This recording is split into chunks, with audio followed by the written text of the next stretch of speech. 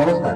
আমরা পশ্চিমবঙ্গে বসবাস করি এবং আমরা খুব ভালো করেই জানি পশ্চিমবঙ্গে এই শিক্ষার্থীদের নিয়োগ নিয়ে কিরকম তোলপাড় চলছে। কিন্তু এই কথাটা যদি কেউ ভেবে থাকেন যে এটি শুধুমাত্র পশ্চিমবঙ্গেই চলছে, তাহলে আপনি ভুল করছেন। ভারতের একাধিক রাজ্যে বিভিন্ন সময়ে এইরকম ভয়ঙ্কর দুর্নীতি অতীতেও হয়েছে এবং বর্তমানেও হচ্ছে। যেমন উত্তরপ্রদেশে শিক্ষক নিয়োগের ক্ষেত্রে যার মার্কশিট এবং যার ডিগ্রির নথি পাওয়া গেছে এবং তদন্তে শতাধিক প্রার্থীর নাম উঠে এসেছে।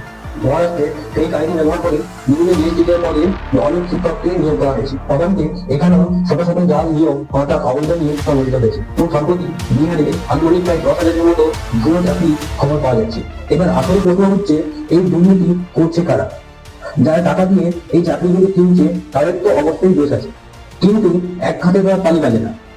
অর্থাৎ যারা এই চাকরিগুলি বিক্রি করছে, অর্থাৎ যারা টাকার বিনিময়ে এই চাকরিগুলিকে দিচ্ছে, তাদের কি দোষ কম? যারা টাকা দিয়ে অবৈধভাবে চাকরি পেয়েছে তাদের যথাযোগ্য শাস্তি আদালত দেবে, কিন্তু যারা তাদের পদের অপব্যবহার করে সেই চাকরিগুলিকে বিক্রি করেছে তাদের শাস্তির কথা কি কেউ ভাবছে? যারা টাকার বিনিময়ে চাকরি দিচ্ছে তারা শুধু চোর না, তারা জাতির শত্রু। কারণ যখন কোনো মেধাবী ছাত্র দেখে যে কোনো অযোগ্য প্রার্থী সেই চাকরি করছে, তখন শুধু তার ব্যক্তি চাকরি হারায় না, সে হারায় রাষ্ট্রের প্রতি আস্থা, সে হারায় ন্যায়ের প্রতি বিশ্বাস।